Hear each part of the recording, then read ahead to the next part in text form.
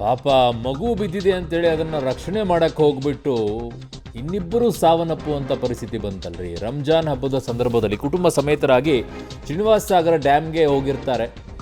ಚಿಕ್ಕಬಳ್ಳಾಪುರದ ಶವಗಾರಿಕೆಗೆ ಮೃತದೇಹಗಳನ್ನು ಶಿಫ್ಟ್ ಮಾಡಿದ್ದಾರೆ. ಶ್ರೀನಿವಾಸ ಸಾಗರ ಡ್ಯಾಮ್ನಲ್ಲಿ ಮುಳುಗಿ 3 ಸಾವನ್ನಪ್ಪಿರುವಂತಹ ಸ್ಟೋರಿ ಮನಕಲಕುತ್ತೆ. ಇದು ಒಂಥರ ಸಂಕಟ ಆಗ್ಬಿಡುತ್ತೆ. ಯಾಕೆ ಅಂತಂದರೆ ಮಗು ಬಿದ್ದಿದೆ ಅಂತ ಹೇಳ್ಬಿಟ್ಟು ಅದನ್ನು ರಕ್ಷಣೆ ಮಾಡೋಕ್ಕೆ ಹೋಗ್ಬಿಟ್ಟು ಇನ್ನಿಬ್ಬರು ಕೂಡ ಸಾವನ್ನಪ್ಪೋದು ಅನೇಕ ಕಡೆಗಳಲ್ಲಿ ನೋಡಿದ್ದೀವಿ.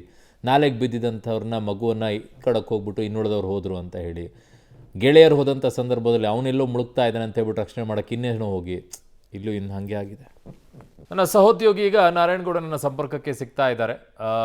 ಏನಾಗಿದೆ ಇಲ್ಲಿ ಪರಿಸ್ಥಿತಿ ಅಂತ?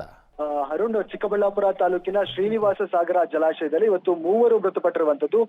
ಅವರ ಹೆಸರು ಇಮ್ರಾನ್ ಅಂತೇಳಿ 45 ವರ್ಷ, ಮತ್ತೊಂದ್ ಕಡೆ ಫರೀನಾ ಬೇಗಂ ಅಂತೇಳಿ 35 ವರ್ಷ, ಬಶೀರಾ ಅಂತೇಳಿ 35 ವರ್ಷ. ಅಂದ್ರೆ ಇಬ್ಬರು ಮಹಿಳೆಯರು, ಓರ್ವ ಪುರುಷ ಮೃತಪಟ್ಟಿರುವಂತದ್ದು. ಇವರೆಲ್ಲರೂ ಕೂಡ ಚಿಕ್ಕಬಳ್ಳಾಪುರದ ನಿವಾಸಿಗಳು. ಫರೀನಾ ಬೇಗಂ ಮಾತ್ರ ಬೆಂಗಳೂರಿನ ಮುನರೆಡ್ಡಿಪಾಳ್ಯ ನಿವಾಸಿ, ಸಂಬಂಧಿಕರ ಮನೆಗೆ ಅಂತೇಳಿ ಬಂದಿದ್ರು. ಹಾಗಾಗಿ ನಿನ್ನೆ ರಂಜಾನ್ ಹಬ್ಬವನ್ನ ಮುಗಿಸಿ ಇವತ್ತೆಲ್ಲ ಸಂಬಂಧಿಕರು ಒಟ್ಟು 2 ಕಾರುಗಳಲ್ಲಿ 10 ಮಂದಿ ಚಿಕ್ಕಬಳ್ಳಾಪುರದ ಸುತ್ತಮುತ್ತಲಿರುವಂತಹ ಪ್ರವಾಸಿ ತಾಣಗಳಿಗೆ ಹೋಗಿದ್ರು. ಬೆಳಗ್ಗೆ ನಂದಿ ಬೆಟ್ಟಕ್ಕೆ ಹೋಗೋಣ ಅಂತೇಳಿ ಫಸ್ಟ್ ನಂದಿ ಬೆಟ್ಟದ ಹತ್ರ ಹೋಗ್ತಾರೆ. ಆದ್ರೆ ನಂದಿ ಬೆಟ್ಟದ ರಸ್ತೆ ಕಾಮಗಾರಿ ಆಗ್ತಾ ಇರೋದ್ರಿಂದ ಅಲ್ಲಿ ಪ್ರವಾಸಿಗರಿಗೆ ನಿರ್ಬಂಧ ಹೇರಲಾಗಿದೆ. ಹಾಗಾಗಿ ವಾಹನ ಹೋಗ್ಲಿಕ್ಕೆ ಸಾಧ್ಯ ಇಲ್ಲ. ಹಾಗಾಗಿ ಇವರು ನಂದಿ ಬೆಟ್ಟಕ್ಕೆ ಹೋಗ್ಲಿಕ್ಕೆ ಸಾಧ್ಯ ಆಗಿಲ್ಲ ಅನ್ನೋ ಒಂದು ಕಾರಣಕ್ಕೆ ವಾಪಸ್ ಬಂದ್ರು ಗೌರಿಬಿದನೂರು ರಸ್ತೆಯಲ್ಲಿರುವಂತಹ ಶ್ರೀನಿವಾಸ ಸಾಗರ ಜಲಾಶಯದ ಬಳಿ ಹೋಗಿರುವಂತದ್ದು.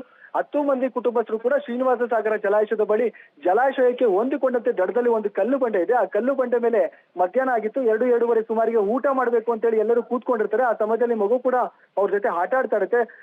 ಆಕಸ್ಮಿಕವಾಗಿ ಮಗು ಬಂಡೆಯಿಂದ, ಯಾಕಂದ್ರೆ ಬಂಡೆ ಮೇಲೆ ನೀರಿದ್ದಾಗ ಸಹಜವಾಗಿ ಕಾಲ್ ಜಾರುತ್ತೆ, ಕಾಲ್ ಜಾರಿ ಸಡನ್ ಆಗಿ ನೀರಿನ ಒಳಭಾಗಕ್ಕೆ ಬಿದ್ದಿದೆ. ಹಾಗಾಗಿ ತಾಯಿ ಫರೀನಾ ಬೇಗಂ ಮಗುನ ರಕ್ಷಣೆ ಮಾಡ್ಬೇಕು ಅಂತ ದಾವತ್ತಲ್ಲಿ ನೀರಿಗೆ ಇಳಿದಿದ್ದಾಳೆ. ತದನಂತರ ಮತ್ತೊಬ್ರು ಬಶೀರ್ ಅಂತೇಳಿ ಅವರು ಕೂಡ ಆಕೆಯನ್ನ ರಕ್ಷಣೆ ಮಾಡ್ಬೇಕು ಅಂತೇಳಿ, ಇವರಿಬ್ಬರನ್ನು ರಕ್ಷಣೆ ಮಾಡ್ಬೇಕಂತೇಳಿ ಇಮ್ರಾನ್ ಮತ್ತೆ ನೀರಿಗೆ ಧುಮುಕ್ತಾರೆ. ಹಾಗಾಗಿ ಮಗುವನ್ನ ರಕ್ಷಣೆ ಮಾಡಿ ಮೇಲಕ್ಕೆ ಏನೋ ಹಾಕ್ತಾರೆ. ಆದ್ರೆ 3 ಕೂಡ ಮೇಲೆ ಬರ್ಲಿಕ್ಕೆ ಸಾಧ್ಯ ಇಲ್ಲ. ಒಬ್ಬರನ್ನ ಒಬ್ರು ಇಟ್ಕೊಂಡು 3 ಜನ ಕೂಡ ಮೃತಪಟ್ಟಿದ್ದಾರೆ. ಈಗ 3 ಜನ ಮೃತದೇಹಗಳನ್ನು ಕೂಡ ಚಿಕ್ಕಬಳ್ಳಾಪುರ ಜಿಲ್ಲಾಸ್ಪತ್ರೆಗೆ ಇಮಿಡಿಯೇಟ್ ಆಗಿ ಸಾಗಿಸಲಾಗ್ತಿತ್ತು. ತದನಂತರ ಅವರನ್ನ ಈಗ ಶವಗಾರಕ್ಕೆ ರವಾನೆ ಮಾಡಲಾಗ್ತಿದೆ. ಕುಟುಂಬಸ್ಥರ ಆಕ್ರಂದನ ಮುಗಿಲು ಮುಟ್ಟಿರುವಂತದ್ದು ಆಸ್ಪತ್ರೆ ಒಂದು ರೀತಿ ಮನೆ ಕಲುಕುವ ದೃಶ್ಯಕ್ಕೆ ಸಾಕ್ಷಿ ಆಗ್ತಿದೆ. ಅರುಣ್.